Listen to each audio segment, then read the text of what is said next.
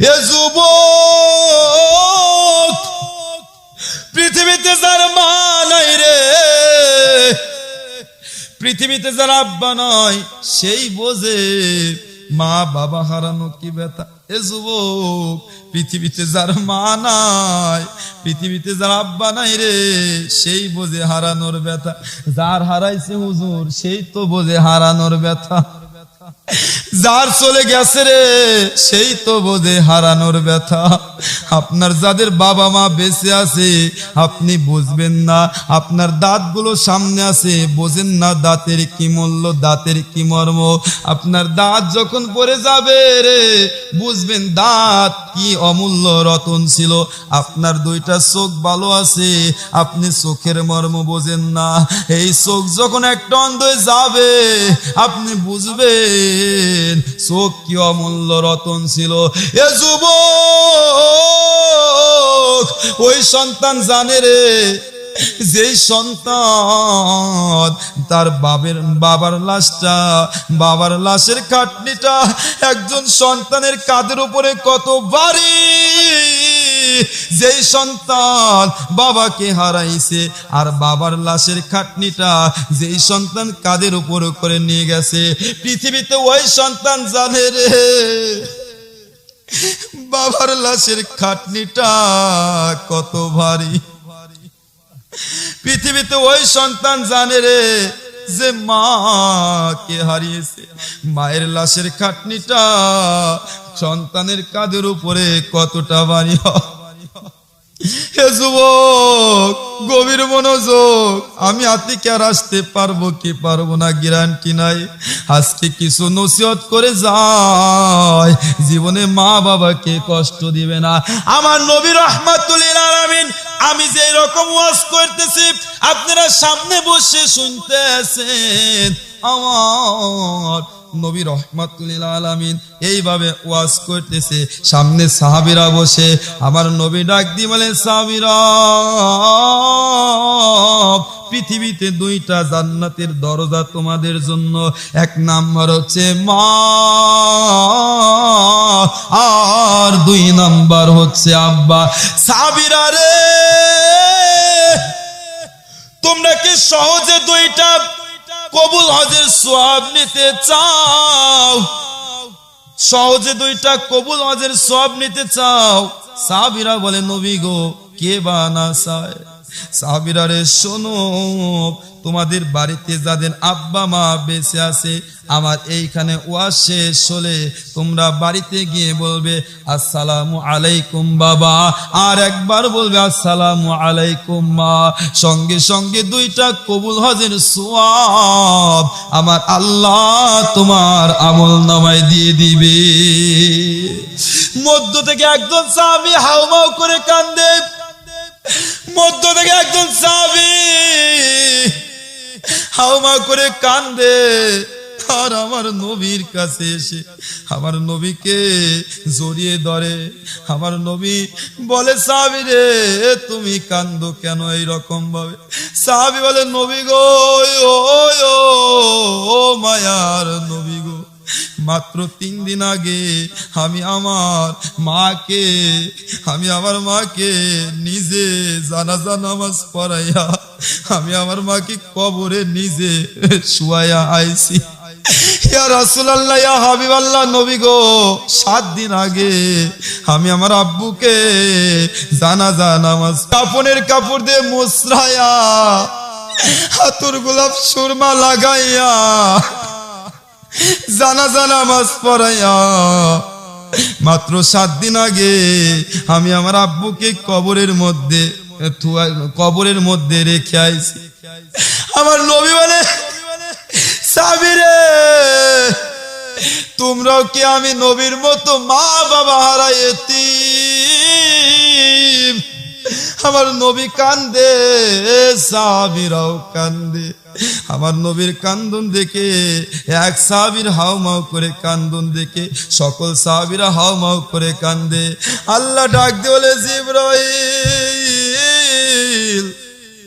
জিবরাইল রে, যা আমার বন্ধুর চোখের পানি আমি আল্লাহ সহ্য করতে পারি না। জিব্রাইল, আমি আল্লাহর পক্ষ থেকে নিয়ামত নিয়ে যাও, আমি আল্লাহর পক্ষ থেকে নিয়ামত নিয়ে যা আমার বন্ধুর কাছে, যাদের মা নাই বাবা নাই, তারা যেন পরে রব্বির হামহুমা কামা রাব্বায়ানি সগীরা, রব্বির হামহুমা কামা রাব্বায়ানি সগীরা। জিবরাইল আলাইহিস সালাম চলে যায়, নবী গো, ও মায়ার নবী গো, ও মায়ার নবী গো, আপনি কাঁদবেন না, আল্লাহর পক্ষ থেকে আপনার বন্ধু নিয়ামত পাঠাইছে, এই যে এই নিয়ামত আপনি সাহাবীদেরকে জানায় দেন। আমার আল্লাহ নবী নিয়ামত নিয়ে সাহাবীদেরকে জানায় দেয়, সাহাবীরা রে, তোমাদের মধ্যে যাদের মা নাই, যাদের আব্বা নাই, তোমরা যারা আমি নবীর মতো এতিম হয়েছো, তোমরা বাড়িতে গিয়ে সকলেই পড়বে রব্বির হামহুমা কামা রাব্বায়ানি সগীরা। ঘরে থাকি যদি বাবা, করো বাবার সেবা, ঘরে থাকে যদি মা, করো মায়ের সেবা, অমূল্য দান পরশমণি হারালে না পাবি, বাবা জান্নাতেরও চাবি, মা জান্নাতেরও চাবি। কথা বলছে দয়াল নবী, কথা বলেন ঠিক কিনা?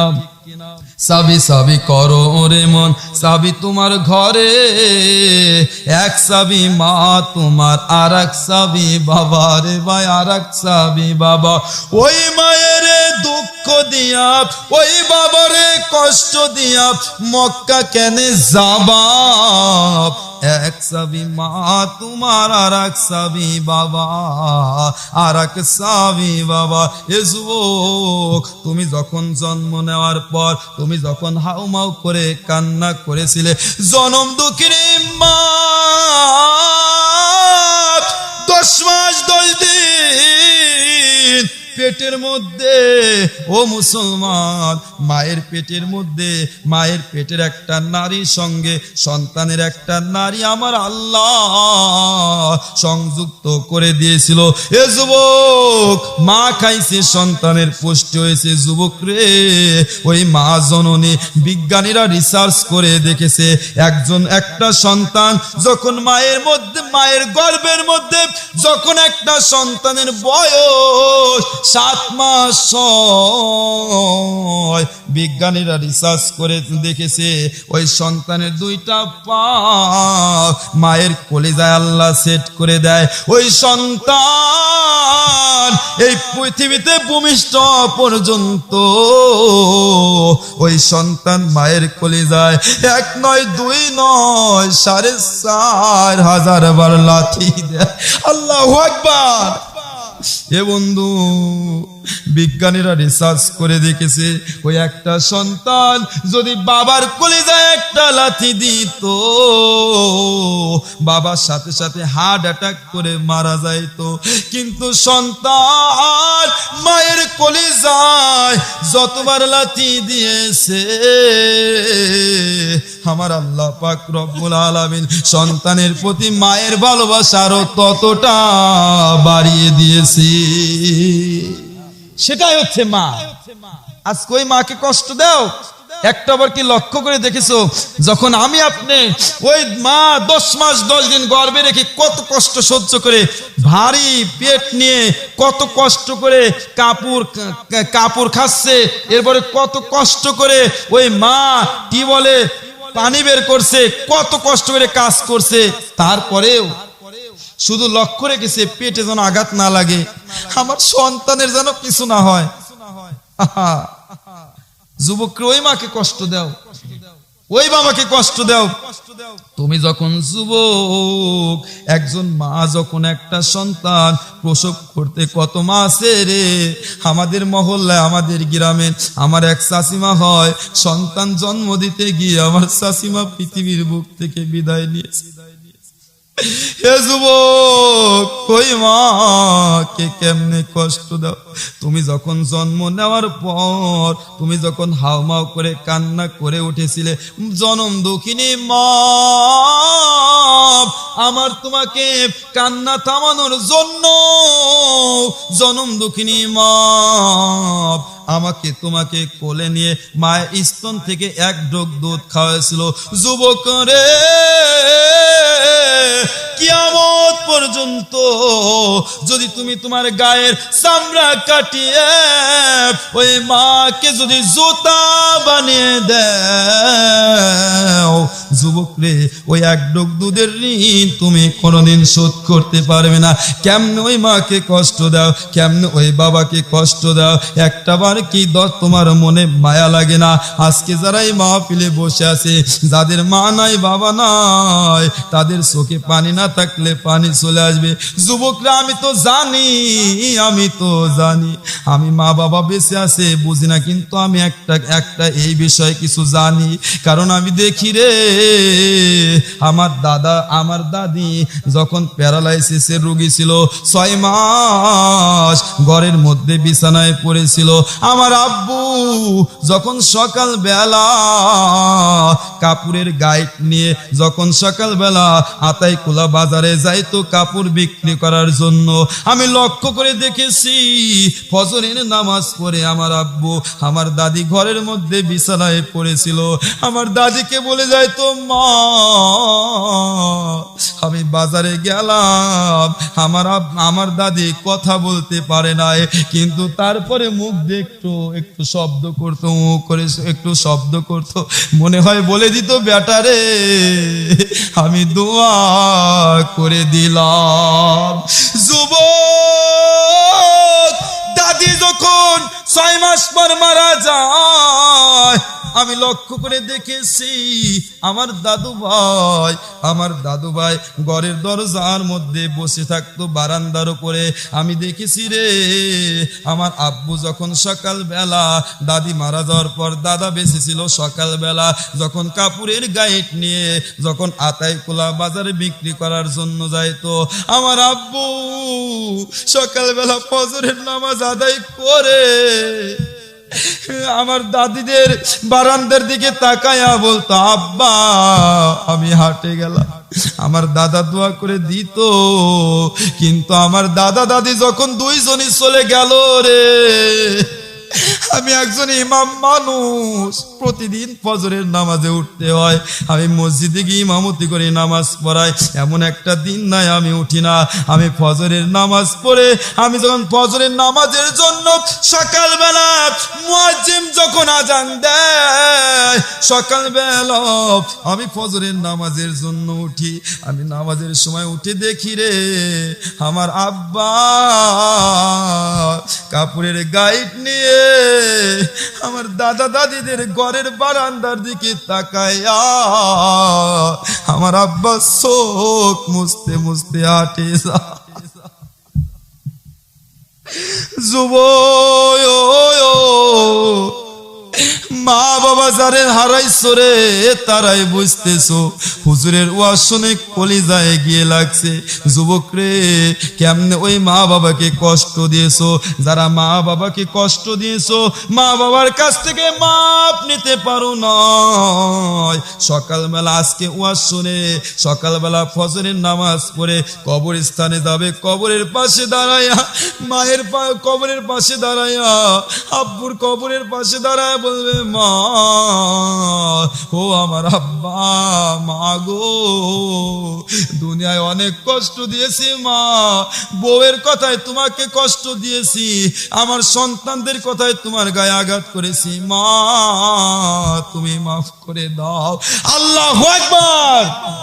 এ যুবক, যুবক রে, এই যে দেখেন আমার ছোট্ট ভাস্তি, আমার মনে আছে রে, আমার এই ভাস্তিরা যেদিন আমার ভাইটা মারা যায়, আমি খুব খেয়াল করে দেখেছিলাম আমার বড় ভাস্তিটা যখন আমার ভাই মারা যায়, আমার ভাইকে যখন খাটনিটা নিয়ে আমরা কবরস্থানের দিকে রওনা দিয়েছিলাম, আমি আতিকের ভালো করে মনে আছে 1 বছর আগে আমার বড় ভাস্তিটা, আমার ভাইয়ের বড় মেয়েটা, আমার ভালো করে মনে আছে খাটনিটা এইভাবে ধরে বলেছিল আর কান্না করেছিল, আমার আব্বুকে নিয়ে যায়ও না, আমার আব্বাকে আমি যেতে দেব না, বারবার মাইমোনা এই কথা বলেছিল, আমার ভালো করে মনে আছে রে। হে যুবক, ছোট্ট বয়সে যারা বাবাকে হারাইছো রে, ছোট্ট বয়সে যারা মাকে হারাইছো, তোমরাই বোঝো রে মা বাবা হারানো কি ব্যথা বেদনা। যুবক রে, মা বাবা এমন একজন অমূল্য রতন, বাড়িতে মা বাবা যখন বেঁচে আছে বট গাছের ছায়ার মতো আছে, মা বাবা যারা হারাইছো তোমরা এখন বোঝো, মনে হয় মাথার উপরে বট গাছটাই নাই। আল্লাহর পরে নবী আমার, নবীর পরে বাবা, মায়ের উপর ফরজ হলো করতে বাবার সেবা, রে ভাই করতে বাবার সেবা, মা বাবারও সেবা করা সন্তানেরও ফরজ। দুঃখ দিয়া মক্কায় গেলে হবে না তোর হজ, রে ভাই হবে না তোর হজ, তুই যাবি যদি হজে খুশি রাখো কাজে, তুই যাবি যদি হজে খুশি রাখো কাজে, হজ হবে তোর খুব সহজে করলে পাই তার রবি, বাবা জান্নাতেরও সাবি, মা জান্নাতেরও সাবি, কথা বলছে দয়াল নবী, জোরে জোরে বলেন ঠিক কিনা।